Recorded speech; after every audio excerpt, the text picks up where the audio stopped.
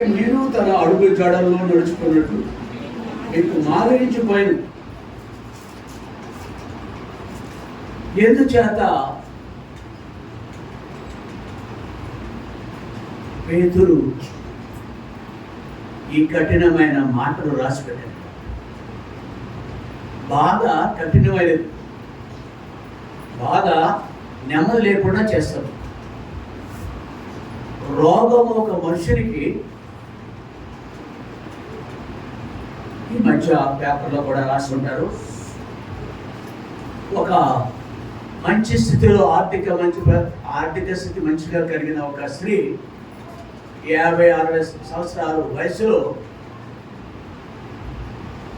హాస్పిటల్కి ఎముకల వైద్యం చేయించుకోవడానికి వెళ్ళింది. ఆర్థోపెడిక్ డాక్టర్ దగ్గరికి, ఎముకల డాక్టర్ దగ్గరికి వెళ్ళింది. ఎముకలకే వైద్యం చేయాలి. కానీ ఆయన వైద్యం చేసిన తర్వాత మొత్తం శరీరం అంతా ప్యారలైజ్ అయిపోయింది. ప్యారలైజ్ అయిపోవడం పక్షవాతం వచ్చిన వాడికి వచ్చినట్టుగా జరిగిపోయింది. పనికి రాకుండా పోయింది. ఉద్యోగస్తురాలు పేపర్ కూడా రాస్తున్నారు. ఈనాటి వైద్యాలు కొన్ని అలా వికటిస్తాయి. మనం ఏమంటే దురదృష్టం, కర్మ ఇటువంటి మాటలు వాడతారు. ఏమో మూడవది దైవికంగా మాట, దేవుడు అనువదించిన సమస్య. ఒక దానికి వెళితే బిళ్ళలు వేసుకుని ఓడిపడంటే ఉంటారు. ఒక రకమైన బిళ్ళ వేసుకుంటే అనేక. కాబట్టి బిళ్ళలు మానేద్దామా? అబ్బాయి ఎవరొస్తున్నారు మైగ్రేన్ అంటే దానిలో అలాంటి బాధలు వచ్చినాయి. కరెక్ట్. బుద్ధి కూడా మన బుద్ధి కూడా సరిగా ఉండాలి.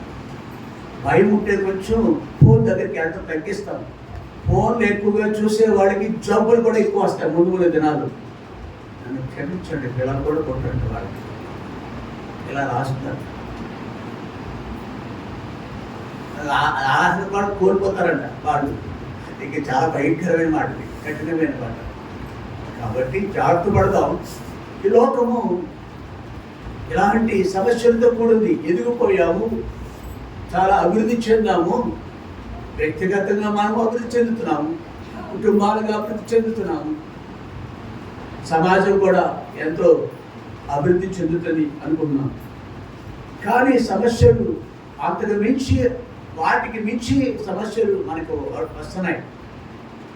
అవి ఏమైనప్పటికీ ఇక్కడ మాత్రం పరిశుద్ధ ఆత్మ దేవుడు మనకు రాసి పెట్టిన మాటలు ఏంటంటే, క్రీస్తు కూడా మీ కొరకు బాధపడి మీరు తన అడుగుజాడలో నడుచుకున్నట్లు మీకు బాధలు వ్యక్తిగతమైనవి. ఇంట్లోనే ఉంటాము, జారి పడతాం, బాత్రూమ్కి వెళ్తాం, వాష్రూమ్ అంటాం, కాలు తుంటి ఎముక ఇరిగిపోతాయి. అదే పరిస్థితిలో తర్వాత ఇక మరన్నట్టు కోరుకోకుండా మరలా అంతే యాత్ర ఇక చివరి యాత్ర చేస్తున్నారు. కోరుకోవట్లేదు వాళ్ళు. అంటే అవునా కదా? ఇట్లాంటి పరిస్థితులు మనవి చిన్న వయసులో జరగవచ్చు, పెద్ద వయసులో జరగవచ్చు. ఇది వ్యక్తిగతమైనవి. కానీ యేసు ప్రభు బాధ నొందింది ఎందుకు? ఆయన కొరకు కాదు, మన కొరకు, మానవ జాతి ముక్తుడి కొరకు అని కొన్ని సత్యాలు మనం చూసాం గతంలో.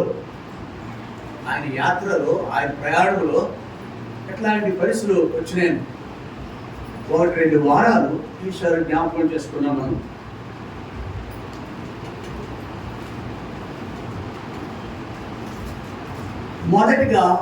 మొదటి ధ్యానాంశాలుగా మనం గెత్సేమనే వనముని, గబ్బాత అని, గొల్గోత అనే మాటలను జ్ఞాపకం చేసుకున్నాం.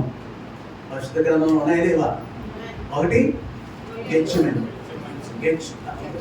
గెత్సేమనే వనం, 2 గబ్బాత, 3 గొల్గోత. గెత్సేమనే అనుభవం, గబ్బాత అనుభవం, తర్వాత గొల్గోత అనుభవం. ఆయన వెళ్ళవలసింది కాదు, నీవు నేను అట్టాలు వెళ్ళాలి.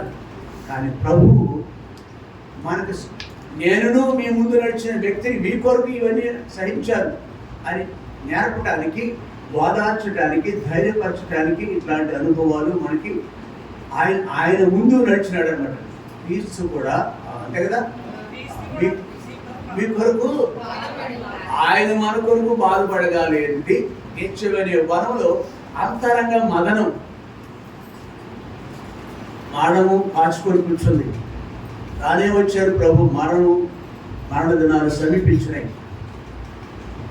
ఆయన దేవుడు కాబట్టి ఆయన తెలుసు ఎప్పుడు ఏ రోజున ఏ సమయంలో శిలువను ఎక్కాలో, శాపగ్రస్తమైన శిలువ మరణానికి అప్పగించుకోవాలని పూర్తిగా తెలుసు. ఆ గ్రహింపుతో ఉన్నాడేమో, రండి నా సమయం సమీపించున్నది అని తనతో పాటు కొద్దిమంది శిష్యులను తీసుకెళ్ళాడు. గెచ్చమనే వనములు రక్తపు ఆ చెమట బిందువులు రక్తపు బిందువుల వల్ల కనిపిస్తున్నాయి. ఆయన ప్రార్థన అంతగా వ్యాధులకు గురైనాడు. తండ్రి, ఆ మాట హృదయాంత రంగంలో నుంచి వచ్చింది. బాధ కలిగినప్పుడు వచ్చే మాట ఉంటదే, మాటలు మనకు పెకలవు, నోట్లోంచి పెకలవు. దేవుడు కూడా, యేసు ప్రభు కూడా మన నిమిత్తము మనకు బదులా నాశనం అగ్నిగుండాన్ని తప్పించడానికి వీలుగా పాప భారం మోయటం అనేది, పాపపు శిక్ష అనుభవించడం అనేది ఎంత ఘోరమైనదో ఏ మనుషుడు అనుభవించలేదు. అనగా యుగయుగాలు నిత్యాగ్ని గుండానికి వెళ్ళారు. అగ్ని ఆరదు, పురుగు సావదు. ఒక నిమిషంలోనే ఆ బాధ ఎక్కువ.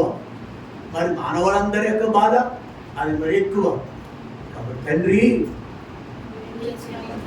ఎవరంట తర్వాత నీ చిత్తమైతే, నీకు ఇష్టమైతే ఆయనను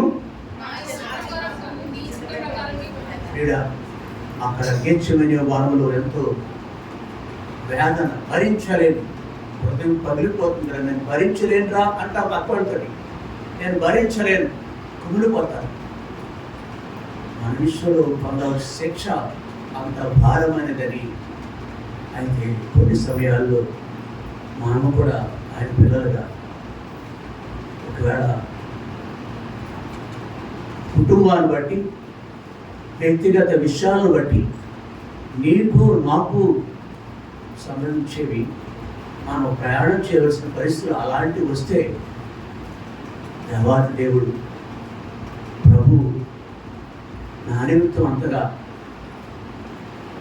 బాధ ఉందితే, నా కుటుంబంలో నా విషయంలో సంభవించిన ఇది పెద్ద విశేషము.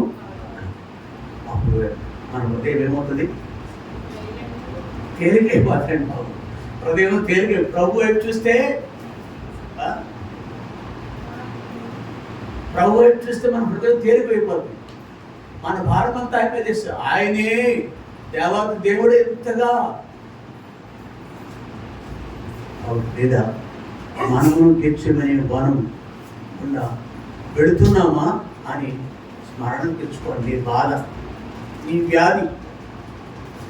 రెండవది గొల్గోతా అనగా తీర్పు. అది పిలాతు అనే న్యాయాధిపతి దినాల్లో ఇది వరడాలతో కట్టడానికి ఆజ్ఞాపించాడు. అలాంటి మొదలు ఇక స్వరూపమైన స్వరశైలి లేని వాడిగా అయిపోయాడు.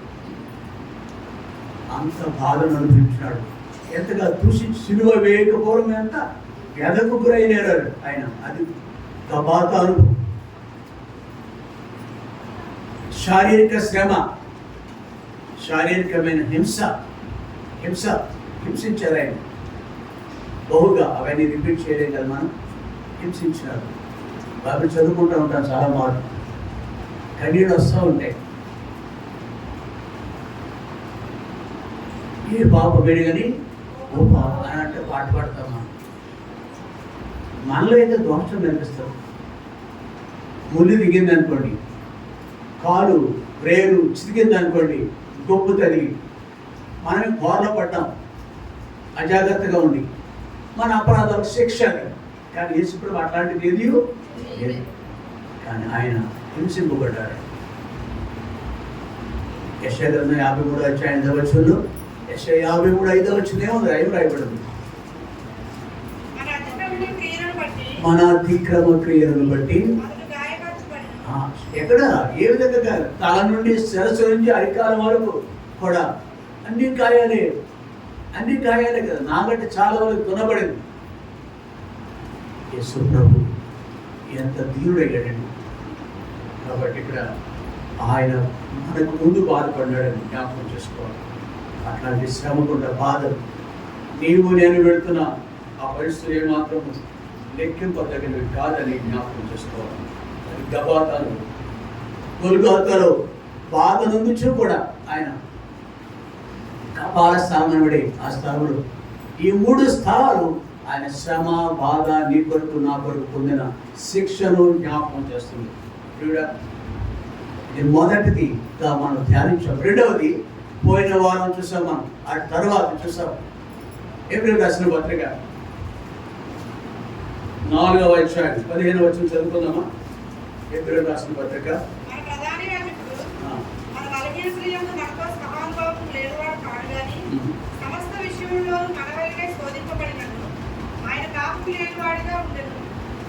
ఏప్రిల్ రాసిన పత్రిక 4వ అధ్యాయం 15వ వచనంలో మన ప్రధాన యాజకుడు మన బలహీనతలని మనతో సమాన అనుభవం లేనివాడు కాదు కానీ సమస్త విషయంలోనూ శోధింపబడిన అక్కడ వరకు ఆగుదాం. లేనివాడు కాడు కానీ సమస్త విషయంలోనూ మనవలనే శోధింపబడ్డాడు. ప్రభువైన యేసుక్రీస్తు వారు మనం ఎదుర్కొంటున్న బాధలు ఉన్నాయే, అలాంటి బాధలు ఆయనకి లేవా? అనిపించలేదా? అది ఆయన కొరకు పొందలేదు, ఆయన మన నిమిత్తం పొందాడు. ఆయనను అట్లాంటి సమస్యలు శోధనలో గుండా వెళుతున్నప్పుడు శోధింపబడినను ఆయన పాపము లేనివాడిగా ఉన్నాడు. ఒక స్థలంలో ఊరిలో ఒక ఎట్లాంటి పరిచయం జరుగుతుంది. వాడి బిడ్డల్లో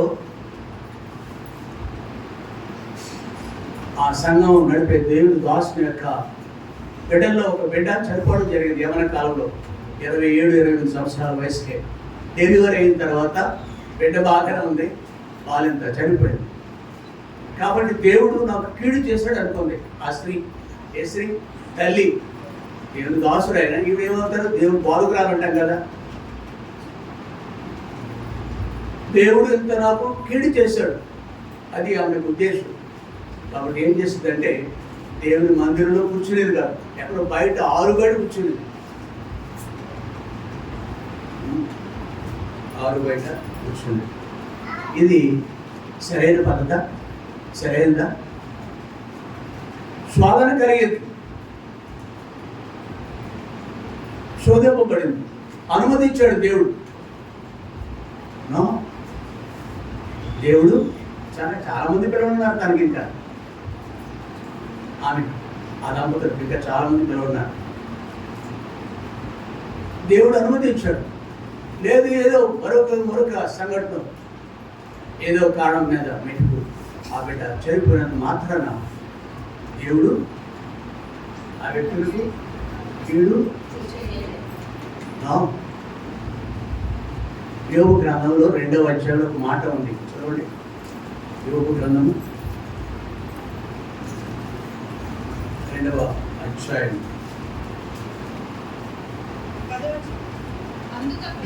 10వ వచనం చదువుతాం.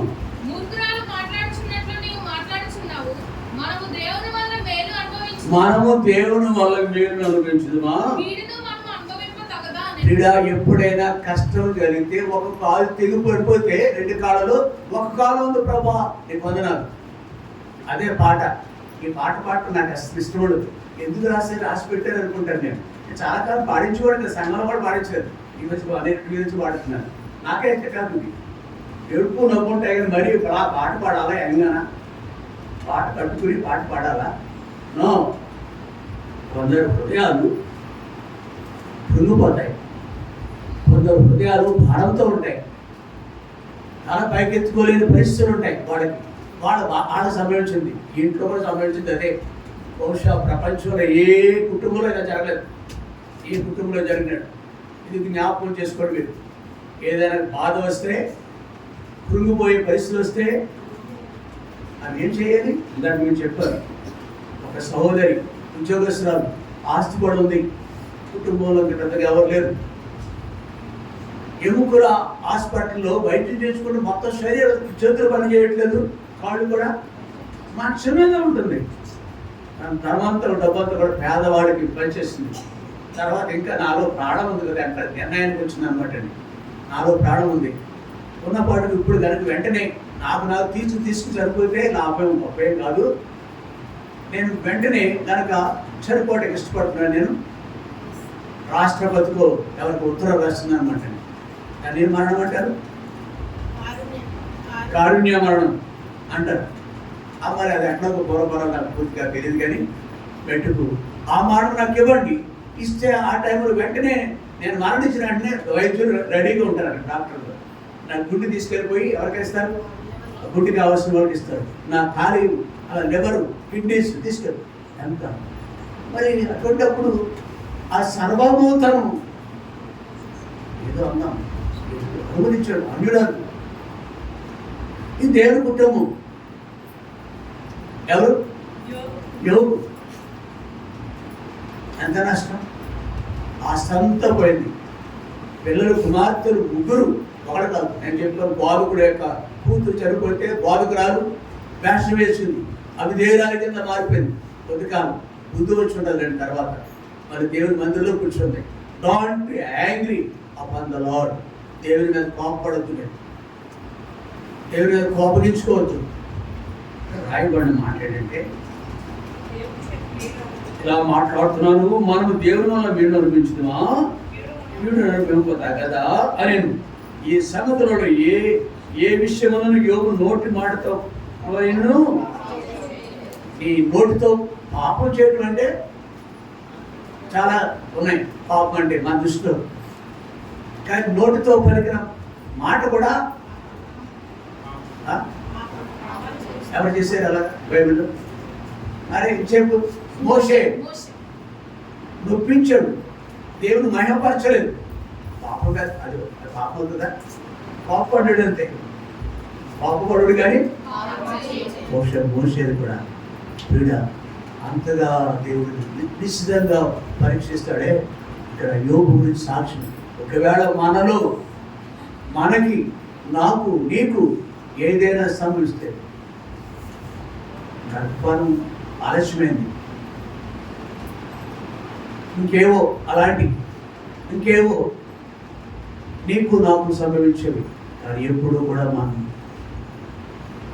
ఆయాసం, దుఃఖంతో దేవుడిని దూషించడానికి మనం సరిపోమని లేఖనాలు. అందుకే ఇక్కడ రాయబడిన ఇప్పుడు రాసిన పత్రికలో ఆయన అనేక విషయాలు మన వల్ల శోధింపబడిన, కానీ ఆయన పాపము లేని వాడిగా ఉన్నాడు అని లేఖలో జ్ఞాపకం చేస్తుంది. అలాగా శోధింపబడినప్పుడు కొంతమంది ప్రియులు గతంలో కొద్దిపాటి తప్పటడుగులు వేశారు, అవిధేయులైనారు, తిరిగి దేవుని దగ్గరికి వచ్చిన వాళ్ళు కూడా ఉన్నారని పోయిన వారం మనం చూసాం. కొంతమంది మొట్టమొదటిగా దేవునికి అవిధేయులైన వ్యక్తి, పాపాన్ని లోకంలో తీసుకొచ్చిన వ్యక్తి ఎవరో తెలుసా? స్త్రీ అందం, తల్లి అందం. మన తల్లి ఆవిడే, మనందరికీ మూలం. పాపం ఆమె ద్వారా వచ్చింది. బహుశా అదంతా మరియా యేసు ప్రభుని కని పుణ్యవతే. రామన్ క్యాథలిక్ కూడా ఇలాగ ఆరాధిస్తారు. ఎక్కువ మరియాని ఎక్కువగా వాళ్ళు ఆమె యొక్క కుమారుడు. అఫ్కోర్స్ కావచ్చు ధనురాలు. ఆ మాట కూడా ఒకప్పుడు మీటింగ్లు పెడుతున్నప్పుడు యేసు ప్రభు ఆయా చోట్ల మాట్లాడుతున్నప్పుడు ఒక స్త్రీ ఉండబట్టలేక ఇలాగంది, యేసు ప్రభా అవునా, నిన్ను కనిన గర్భంలో నువ్వు కూర్చిన స్థానంలో ధైర్యమైనవి. ఆమె ఒకవేళ కరిన మొదటి స్త్రీ పాపం ద్వారా కష్టాలు తెచ్చిపెట్టినా కానీ, నిత్య నాశనాన్ని, పాపం నుంచి చేత మానవ కలిగినా కానీ, మరొక స్త్రీ ద్వారా పుట్టిన బిడ్డన్నాడే ఆ స్త్రీ యేసు ప్రభువుడి గొర్రెల ఆమె, ఆయన దేవుడు, ఆయన కన్నా తల్లి అంతే. కాబట్టి ఇక్కడ యేసు ప్రభు తిరిగి లోకానికి మొదటి ఆదాము ద్వారా పాపం వచ్చింది, అవిధేయుడయ్యాడు. కడపడి ఆదాము ద్వారా తిరిగి మనమంతా ధన్యులయ్యాం కదా. అలాగున కొద్దిమంది గతంలో జీవించిన వారు తప్పిపోయినప్పటికీ తిరిగి దేవుని దగ్గరికి వచ్చినాడు. వారితో ప్రధానుడు ముఖ్యమైన వ్యక్తి దావీదు. అయితే ఈ కాలంలో కూడా కొద్దిమంది దేవుని కొరకు యోగ్యంగా జీవించడం లేకపోలేదు. 1-2 దృష్టాంతాలు చూసి మనం ఆ కళలో పాల్గొందాం. ఆది కాలంలో నోవహు కనిపిస్తాడు మనకి. శోధింపబడి తమను తాము కాపాడుకున్న వ్యక్తులు. ఆది కాండము 6వ అధ్యాయం 9వ వచనం. నోవాహు వంశావళి ఇదే. నోవాహు నీతిపరుడును తన తరములో నిందారహితుడునై ఉండెను. నోవాహు దేవునితో కూడా నడిచినవాడు. చాలా ఇక్కడ 9వ వచనంలో దేవుడు ఒక రోజున ఆయనతో మాట్లాడుతున్నాడు. 8వ వచనంలో అయితే నోవహు యెహోవా దృష్టియందు గొప్ప వాడైనడు. నోవహు వంశావళి ఇదే. నోవహు నీతిమంతుడును అతని తరములో 7వ అధ్యాయం 1వ వచనం. దేవుడే అంటున్నాడు, సాక్ష్యం పొందినాడు. ప్రియ సహోదరి, ఎబ్రీ రాసిన పత్రిక 4వ అధ్యాయం 15వ వచనంలో ఆయన మనవలే శోధింపబడినను. అంటే కొందరు ఉన్నారు ఆ కాలంలో, ఈ కాలంలో కూడా ఉన్నారు. మనకు పడేది సాధ్యమే. ఒకటి విశ్వాసం. నోవహు ఎలా కాపాడబడ్డాడు? నోవహుకి శోధనలు లేవంటారా? ఆ కాలంలో ఏ శోధనలు లేవంటారా? ఆ కాలం మనుషుల గురించి ఏం రాయబడింది? 11వ వచనం 6-11. అమ్మా, ఆ కాలంలో నోవహు ఎంతగా దేవుని దృష్టి ఎందుకు కృప పొందినవాడు ఉన్నాడు. దేవుని చేత మెప్పు ఘనత మహిమ పొందినవాడు ఉన్నాడు. దేవుని చేత దేవునికి సంతోషించేవాడు ఉన్నాడు. నీతిమంతుడిగా ఉన్నాడు. అయితే అదే కాలంలో నోవహు కాలంలో కూడా ఎంత దౌర్భాగ్యమైన బ్రతుకులు ఉన్నాయో మనుషులు. ఆ 11వ వచనం.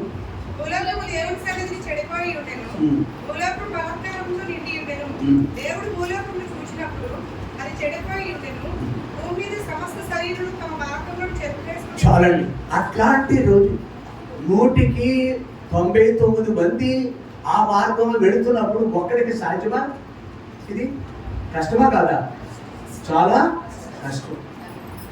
అరే వీడు పరలోకం నుంచి దిగొచ్చినాడు మాట్లాడుతున్నాడు, మనతో ఏకీపించాడురా.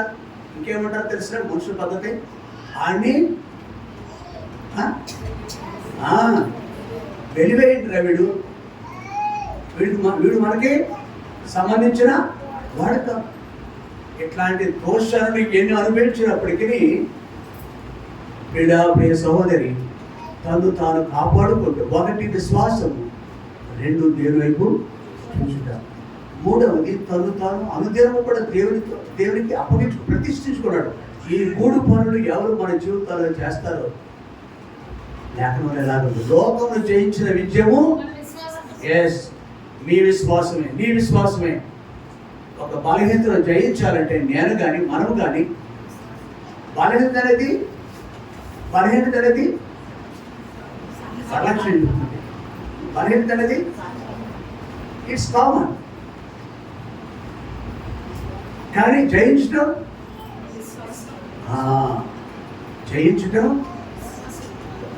మనలో ఉంది. దేనికి అప్పగించుకుంటామో అరే కదా, దానికి మనం దాసులు అయిపోతాం. నువ్వు అప్పగించుకుంటున్నావు. శోధన అనేది temptation is not a sin. శోధన పాపము కాదు. శోధన పాపం కాదు. ఆలోచన రావటం నువ్వు ఆపుకోలేవు. ఆలోచన నిన్ను ఈడ్చేపోతుంది. అది ఆ టైంలో కనుక when we look unto the heaven, yes, ఈ సాధ్యం. అలా జయించారు. పతనమయ్యేది కూడా దేవుని వైపు చూడక పతనమైన వాడు మనం చూస్తున్నాం కూడా అనేకులు ఉన్నారు. కొందరు కొన్నింటిని కాబట్టి పీడ ఈ దినం వాళ్ళకి వెళ్ళకపోవడం. నోవహు వలె మనం కాపాడుకోవాలంటే ఒకటి ఆయన వైపు చూడాలా. విశ్వాసం బలమైన విశ్వాసం కలిగి ఉండాలి. 2వది ఆయన వైపు అంటే ఏంటి? ఏం చేయాలి? ప్రార్థన ఒకటి మంచిది. విశ్వాసం చెప్పేశాం కదా. ఎస్, వాక్యము ఆయన వైపు చూడటం అంటే ఏంటి? యాత్ర చేద్దామా, ఆయాసాలు వెళ్దామా, ఆలయాలకి.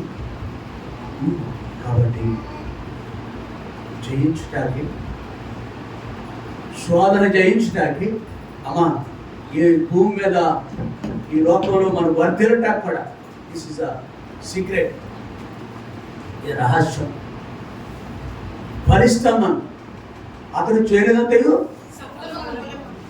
నిత్యము ఆ వైపు చూస్తే, వాక్యం దగ్గరికి వెళ్తే దివారాత్రులు ఆ వైపు చూస్తుంటే. కాబట్టి నావు వలె మనం కూడా ఆయనకు మహిమను ఆపాదించాలి. ఇట్లాంటి భయంకరమైన ఈ దినాల్లో సైతం ఇతని గురించి మరొక సాక్ష్యం ఉంది. నీవే నీతిమంతుడు, యథార్థవంతుడు మాత్రమే కాదు, నిందారహితుడు అనందా. ఒకటి నీతిపడు, రెండవది నిందారహితుడు, మూడవది అంటే ఇంకొక లక్షణం ఉందండి. ఎస్ అమ్మా, you have to walk with the lord the morning, the known, even in the evening. ఉదయం మందు మనకంటే వాళ్ళు మెరుగుతుంది. సాయం అంటారు 3 సార్లు వెళ్తారంట, అవునా? ఎలాంటి ఇది వాళ్ళు పాటిస్తున్నారు. మనకి ఆట కాదు. మనకు కూడా నూన్ టైంలో కూడా, మధ్యాహ్నం టైంలో కూడా ఆయన వచ్చాడు. వైరు నీ డిగ్రీలు నీకు సహాయపడవు. వెనకాల ఉన్నవి మనకున్నవి అవి ఎంతవరకు అవి అన్నీ ఎగిరిపోతాయి, పుష్కరంగా వెళ్ళిపోతాయి. మన జీవితాలైనా అంతే, అంతంత మాత్రమే.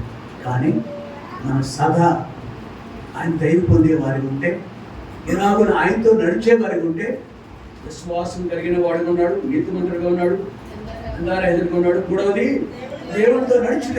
It's not a trouble, it's not a difficult thing. దేవుడితో నడుచుట అనేది కష్టమైంది కాదు, నోవుకి సాధ్యమైంది. ఆయన ముందున్నాడు. ఇంకా ఎన్ని సంవత్సరాలుగా ఇలా జీవించాడు. భవిష్యత్తును జీవించిన సంవత్సరాలు ఏంటండి? నోవు జీవించిన సంవత్సరాలు 950 సంవత్సరాలు. అవునా? 900. ఓ గాడ్, 100 సంవత్సరాలు బతుకున్నాడు. మేమన్నా ఎవరో ఉన్నారనే సెన్సస్ కనుక జనాభా లెక్క చూస్తే మనకి ఏమో కష్టమేమో. అట్లాంటి వాడు she's talking, that kid is talking. మనం మాట్లాడితే స్పందిస్తూ ఉంటారు. తను సరే విడిపెట్టేద్దాం, ఆమె జోలికి పోకూడదు. మనం మేమారు సెన్సస్ లెక్క, జనాభా లెక్కల ప్రకారం 100 ఏళ్ళు బ్రతికిన వాడు ఎవరు ఉన్నారో లేదు. కానీ ఇక్కడ మన పెద్దడైన ప్రియుడైన దేవునికి ఇష్టడైన వ్యక్తి నోహు మాత్రం 900 ఇంతకాలం ఎలా జీవించాడు? నీతిగా జీవించాడు. అవునా? యథార్థవంతుడిగా నిందారహితుడిగా జీవించాడు. మూడవది పిల్లలు ఎంతమంది చూశాడు? అవన్నీ ఇష్టంతా లేదు. నోహు అతను ముందు ఉన్నాడు అనుకోడు. 25వ వచనం అనుకుంటా, 22వ వచనం, 21, 22 వచనం చదవండి. 5వ అధ్యాయం.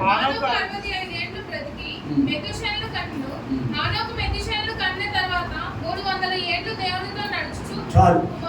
నోహు గురించి ఎన్ని సంవత్సరాలు రాయబడదు? బహుశా 900, 800 సంవత్సరాలు. ఎప్పుడు దేవుని దగ్గరికి వచ్చాడో మనకు రాయబడదు. 60 సంవత్సరాల ప్రకారం ఈయన దేవునితో నడిచాడో లేదో మనకు అక్కర్లేదు, అది అక్కర్లేదు. కానీ దేవునితో నడిచిన కాలం అంతా నోహు 300. మన ఆవిష్కారం ఎంత?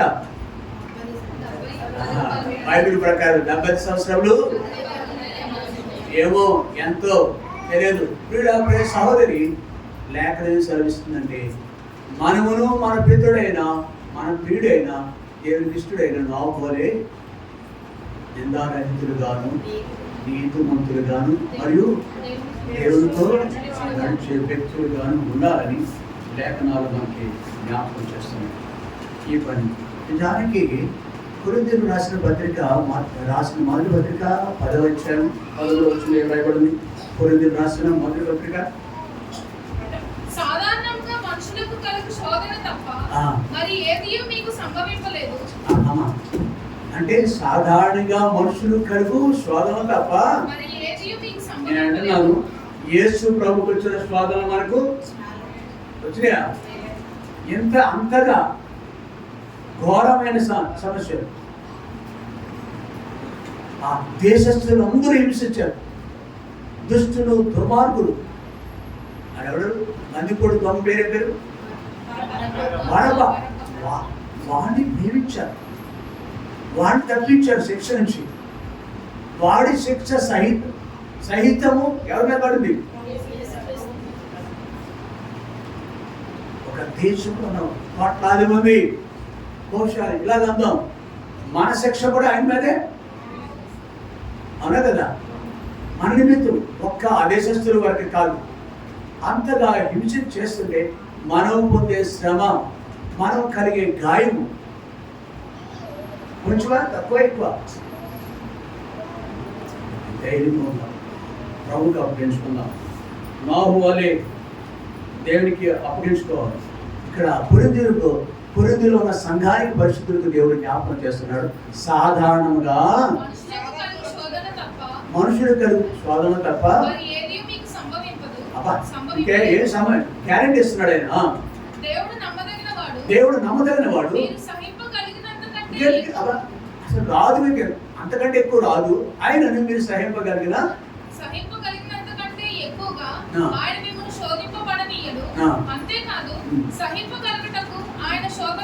ఎన్ని మార్గాలు సహింపగలుగుటకు ఆయన పోగొట్టుకున్న దాన్ని చూడకుండా, యోగు పోగొట్టుకున్న దాన్ని చూడకుండా ఏం పోయింది ఆయనకి? ఇలాగ అందాం, ఏముంది ఆయనకి? ఏమి? శూన్యం.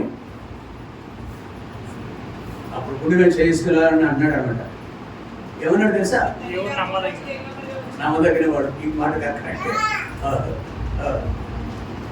ఏమన్నాడు? ఓకే ఓకే, అది కూడా ఇక్కడికి వచ్చి యోగు దగ్గరికి వచ్చా, యోగు మాటలోకి వచ్చాడు. ఎస్, ఎక్కడ తల్లి గర్భం దగ్గరికి వెళ్ళిపోయాడు. మనకు పాఠాలు నేర్చుకోవాలి.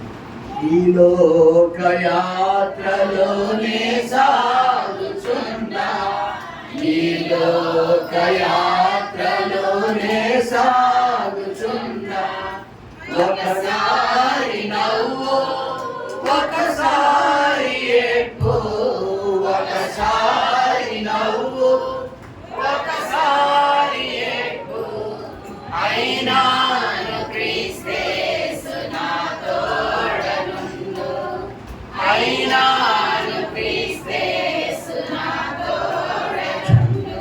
కాబట్టి బాధ ఎప్పుడు కనిపిస్తుందండి? ఆ సంత పోవాలా? యోగులేదా? పిల్లలందరూ ప్రభుకు కావాలా? వృద్ధాప్యంలో ఉన్న వాళ్ళు అడగండి, వాడ పట్టుకు నడిచేవాళ్ళు, కర్ర పట్టుకు నడిచేవాళ్ళు, మంచు మీద ఉన్న వాళ్ళని అడగండి. నరకం ఏదో నాకు తెలియదు కానండి, మరణించిన తర్వాత అక్కడకు వెళతా దేవుని పెట్టామె వృద్ధురాలు, మంచు మీద ఉన్న వృద్ధురాలు పరలోకానికి వెళ్తాను నమ్మిక ఉంది కానండి, బహుశా నరకాన్ని నేను చూడను కానండి. నరకం మాత్రం నా ఇంట్లోనే, నా గదిలోనే, నా పిల్లలు కనపడరు, పిల్లలు కూడా కనపడరు. నా బ్యాంక్ అకౌంట్లు, నా బ్యాంకులో ఉన్న డబ్బు నాకు సహాయం చేయదు.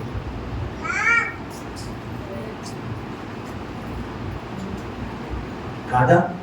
చెప్తారు మీరు. బ్యాంకులో ఉన్న డబ్బు, ఒక ఆవిడ ఆస్తి ఉంది ఆవిడకి అంటున్నారా, ఒక వైద్యానికి వెళ్తే ఇంకో వైద్యం జరిగింది, వికటించింది, ఆస్తి అంతా పనిచేసింది. నా చచ్చిపోయింది, నా గుండె, నా లివర్ లేడా దేవుడిని. ఆమెకి రేపు పరలోకం ఉందో లేదో కూడా తెలియదు ఆ మనిషికి. యోగు ఎంత గనుడండి. ప్రభునందు మృతులు ప్రభుని కార్యక్రమం చాలా గొప్ప. ఒక వృద్ధురాలు మంచు మీద ఉన్నప్పుడు తన కొడుకులు ఎక్కడో అమెరికాలో ఉంటున్నారండి పిల్లలు. నా పిల్లలు గొప్ప, నీ గొప్ప చెప్పుకుంటారు, డబ్బాలు కొట్టుకున్న వరకు వస్తారని మన పిల్లలు. అంతే, వాళ్ళు సంపాదించి ఇక్కడ కూడా కోట్లు సంపాదిస్తున్నారు. కానీ ఆదరించే కొడుకు కానీ, కొడుకులు కానీ, పిల్లలు కానీ మన దేవుడు ఆకోపించిన ఉంటాడు, మనతో ఉంటాడు, మనతో నడుస్తాడే. అక్కడ కూడా ఆదరణిస్తాడు. యోబుకి ఆదరణ పొందాడు. అక్కడ తన భార్య దూషిస్తుంది తనని, ఎవరు లేదు, ఈజ్ ఎలోన్. ఇలాంటి వాళ్ళు ఎవరో ఉన్నారా ఇక్కడ? బలహీన పరిస్థితుల్లో సైతం దూషించి సహకారం అందించడానికి బదులుగా దూషించే వాళ్ళు ఉంటారు అన్నమాట. అలాంటి పరిస్థితి నేను సేవ చేయలేనయ్యా, నీ చావు ఆడ చావు నువ్వు చేస్తావా? నీ చావు నువ్వు చావు. వాళ్ళ భార్య విషయంలోని, భర్త విషయంలోని వీడ. కానీ యోగుకు మాత్రం ఎంత చక్కని మాటలు. 19వ అధ్యాయం కీర్తన గ్రంథం, యోగు గ్రంథము 19వ అధ్యాయం, యోగు గ్రంథం 19వ అధ్యాయం 24-25.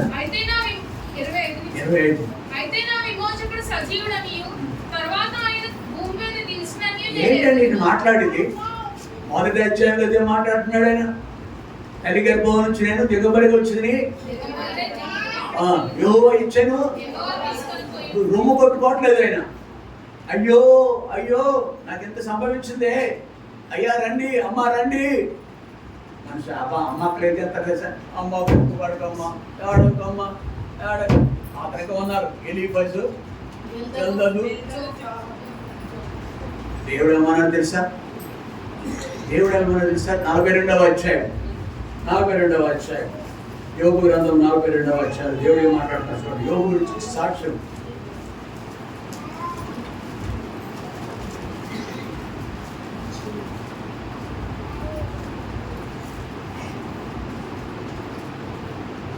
ఏడవ వచనం.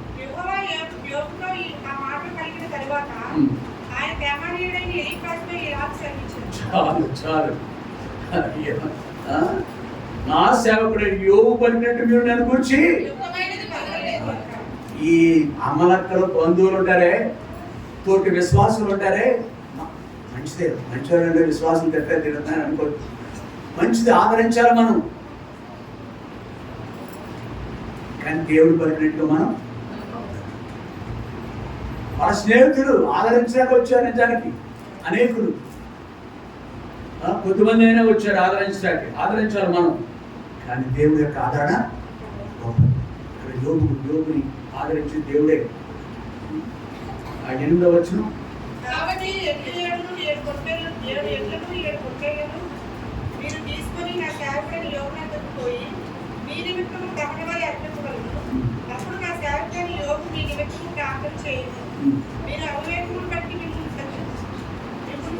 శిక్షింపబడినట్టు నేను అతనిని మాత్రమే అంగీకరించదను.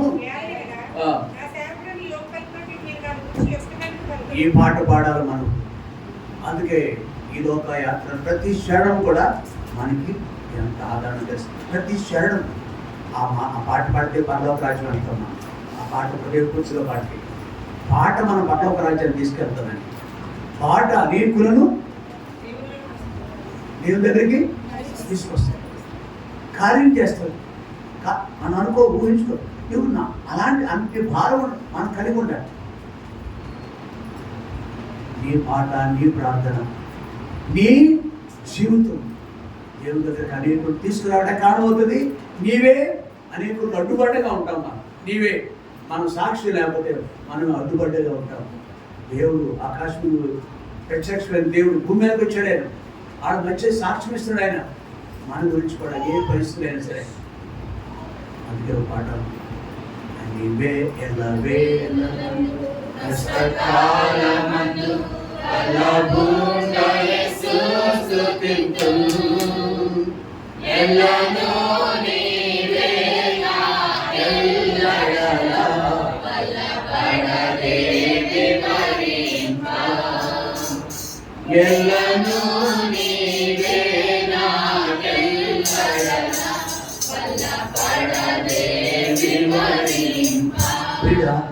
ఈ లోకంలో ఒకనాడు నావు ఉన్నాడు. ఆ తర్వాత ఆ యుగంలో యోగు కూడా మొదటి అధ్యాయం, మొదటి వచనం. యోగు గ్రంథంలో యోగుని దైవజనుడు మనం చూస్తున్నాం. నావు చూసాము, ఇక్కడ యోగుని కూడా చూస్తున్నాం. చదువు.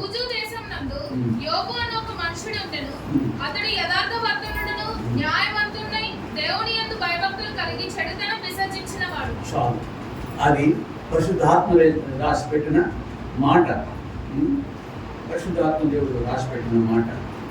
8వ వచనం. అందుకు యెహోవా నీవు నా సేవకుడైన ఇక్కడ దేవుడేమో అది దేవుడు మాట్లాడుతున్నాడు వర్ణించండి అని. ఇక్కడ యెహోవా అని రాయబడి ఉంది. అక్కడ గ్రంథకర్త రాశాడు పరిశుద్ధాత్మ సహాయంతో.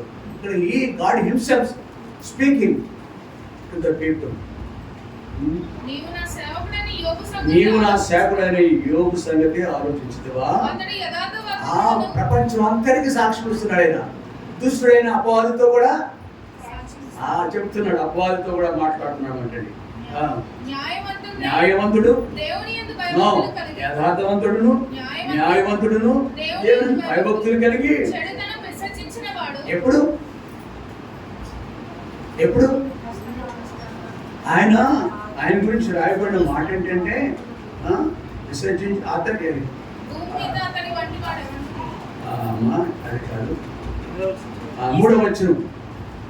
అతనికి 7,000 గొర్రెలను 3,000 ఒంటెలను 500 జతల ఎడ్లను 500 ఆడుగాడిదలను కలిగి బహుమంది పనివారును అతనికి ఆస్తిగా ఉండేది కనుక తూర్పు దిక్కు ఈ మాట తూర్పు దిక్కున చూడండి, ఆ దేశాలలో ఆస్తి కలిమి విస్తరించుట జీవానికి మూలం కాదంటారు. కానీ కలిమి విస్తరించింది, కానీ యోగు మాత్రం నేను భయభక్తులే కలిగి, అప్పుడు కూడా దైవ భయం కలిగి ఉన్నాడు. అంతేకాదు మరొకసారి నా చివరి అధ్యాయం చూస్తాం మనం. దేవాది దేవుడు యోగుని సాక్షిపెట్టి నా సేవకుడైనా యోగు కలిగినట్టు ఎప్పుడు రిక్తుడైపోయినప్పుడు ప్రభు అనే యేసు ప్రభు రిక్తుడయ్యాడు, యోగు కూడా కొంచెం నొప్పి కలిగితే, అయ్యా కొంచెం గాయమైతే, నిందిస్తే, ప్రేరు పెట్టి చూపితే, ఇష్టవరంగా మాట్లాడితే ప్రతి ఇష్టవరం కాదు. మనం ప్రభు ఆశాన్యులు మనలో దేవుడు కనపడాలి, ప్రభు చూడాలి. ఎవరు ఇంట్లో మనలో నిజముగా ఈమె ఇతను నిజముగా దేవుడు ఇంట్లో వాళ్ళు దేవుడు ఆయా సమస్యలు మంచి ఎన్ని షేక్ చేసి మనం కదిలించేవి, ఎన్ని వయస్సులు ఉన్నా కానీ యోగు వారి ఉన్నారని లేఖనాలు. నీతిమంతుడైన నావు చూసాం, నీతిమంతుడైన ఆది కాండంలో మరొక వ్యక్తులు చూద్దాం. 39వ అధ్యాయం 9వ వచనం. ఆది కాండంలో 39వ అధ్యాయం చదువు.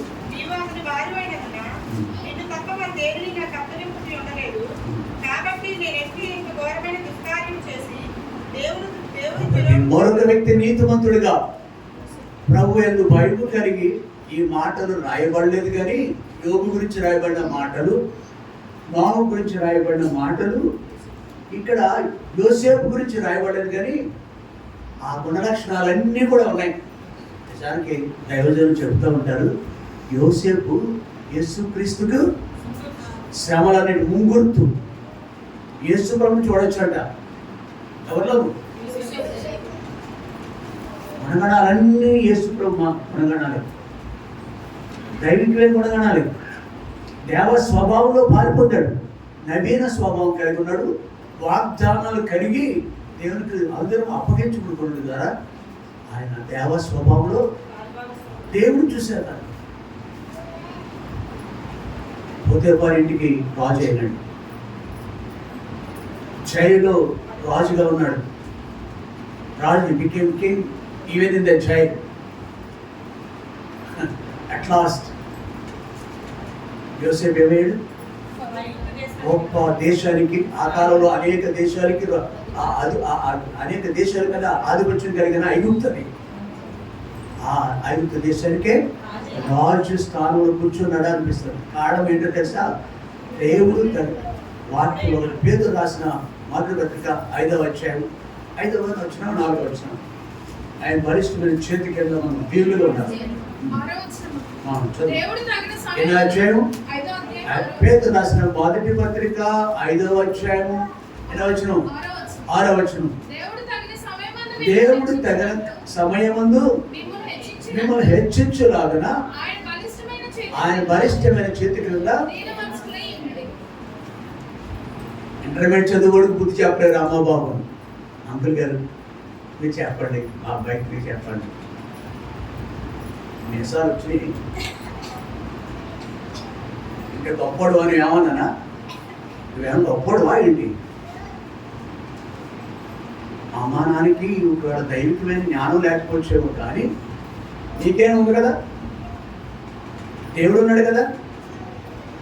కాబట్టి మనం ఇట్లాగన ఈ యోసేపు వారి యథార్థత, న్యాయం, దేవుని అందుకే లేఖనం యోసేపు గురించి రాయబడింది అనిపిస్తుంది నాకైతే.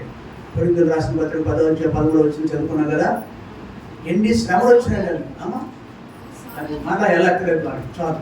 కాబట్టి ప్రియ సహోదరి, మనము మొదటిగా నావును చూసాం, 2 యోగును చూస్తున్నాం, 3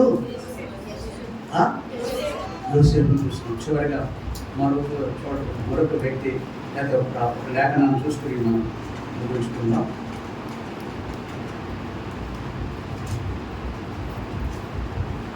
అపోస్తల కార్యము 17వ అధ్యాయం. అపోస్తల కార్యము 17వ అధ్యాయం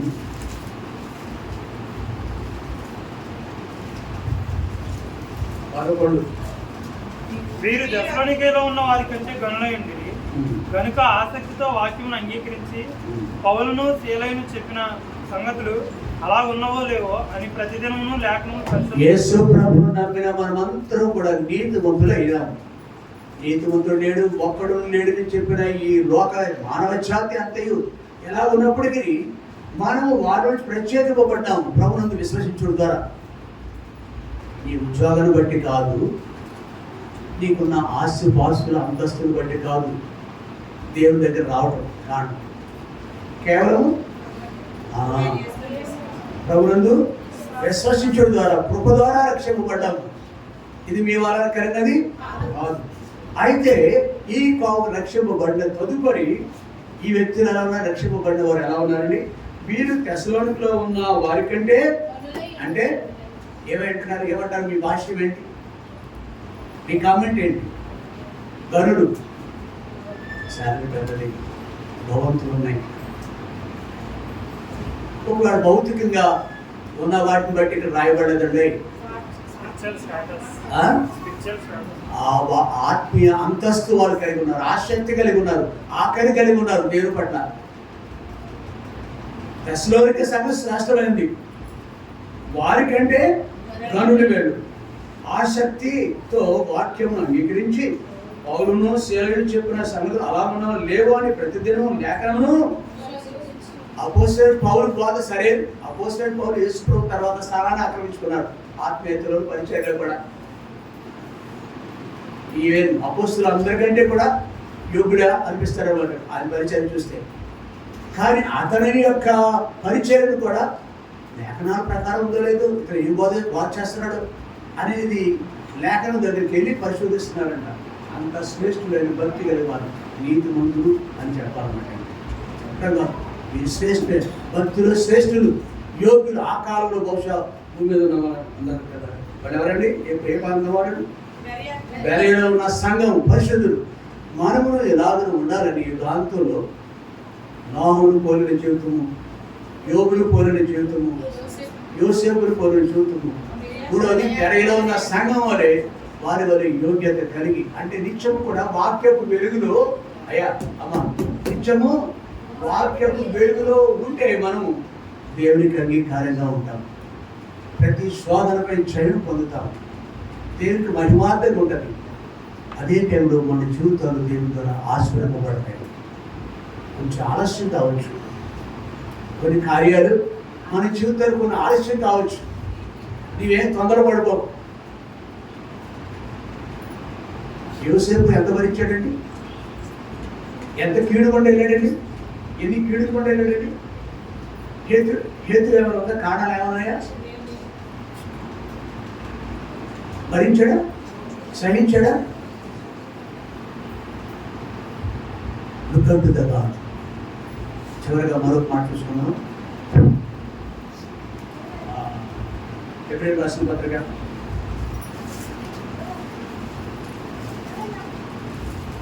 12వ అధ్యాయం. అందరం కలిసి చదువుకుందాం.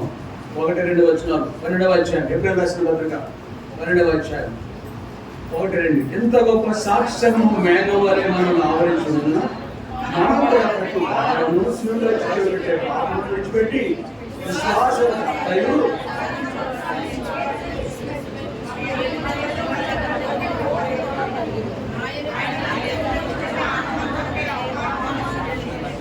శిలువను సహించి మానవును ఒక దినాన నేను కూర్చున్న స్థలంలో మీరును సన్ ఆఫ్ గాడ్, దేవుడి కుమారుడు ఆయన కాబట్టి కూర్చున్నాడు. అంతే కదా, మనకు కూడా ఆ ఆధిక్యత చేస్తాడు. మనం ఈ నిరీక్షణ కలిగి ఎట్లాంటి గ్రహింపు కలిగి అనుదినము కూడా దేవునికి అప్పగించుకోవాలి. పేతురు రాసిన పత్రిక 2వ అధ్యాయం 27వ వచనం ఒకసారి చదువు. క్రీస్తు కూడా మీ కొరకు బాధపడి తన అడుగు జాడలేందు తన యొక్క అడుగు జాడల్లో నడుచుకోవటానికి ఇక్కడ హెబ్రీయులకు రాసిన పత్రిక 12వ అధ్యాయం 1-2 వచనాలు మరొకసారి జ్ఞాపకం చేస్తున్నాయి. ఇక్కడ యేసుప్రభు నడిచిన మార్గం కనిపిస్తుంది. 1-2 వచనాలు ఇంతవరకు చూసిన దృష్టాంతాలు చూసాం. వాళ్ళు కూడా దేవుని యొక్క అడుగు జాడల్లో నడుస్తున్నారు. యుగాంతంలో ఉన్న మనకు బుద్ధి కలగటానికి ఈ లేఖనాలు గుప్తమై ఉన్నవి బైబిల్లో. కాబట్టి ఆయనకి అప్పగించుకున్నామా? ప్రభువా, మేము బలహీనము, భక్తిహీనము, చేతకాని వారు, అనేక రకాలుగా శోధము పడుతూనే ఉన్నాము. ఎంతో మమ్మల్ని జ్ఞాపకం చేసుకుంటాం కానీ ఆత్మ శరీర ప్రాణాలు దేవుడికి అప్పగించుకున్నాం. అలా ఉన్న సిద్ధపాటుతో మనలో పాల్గొన్నాం. మోకరించుతాం. సోదరులు తిరిగి పాల్గొన్నాం. ఆ టైంలో ఈ మాట చెప్పిన తర్వాత అందరూ మోకాళ్ళ మీదకి వెళ్ళాలి. అందరూ కళ్ళు మూసుకోవాలి. పిల్లలు కూడా మన వయసులో ఉంచుకుందాం. పిల్లలు అలా చేస్తారు, నో ప్రాబ్లం. అందుకని విడిచిపెట్టద్దు, అలరికి విడిచిపెట్టద్దు. మీ పిల్లల్ని కొంచెం అజమాయిషి చేయండి, పిల్లల్ని అజమాయిషి చేయండి. అయితే ఈ మాట అన్న తర్వాత అందరూ కళ్ళు మూసుకోండి. దేవుడి సన్నిధి, దేవుడు మనతో ఉన్నాడని గ్రహింపుకుంటారండి. ఆచారంగా ఉండకూడదు, అలవాటుగా ఉండకూడదు, భయంతో ఉండాలి.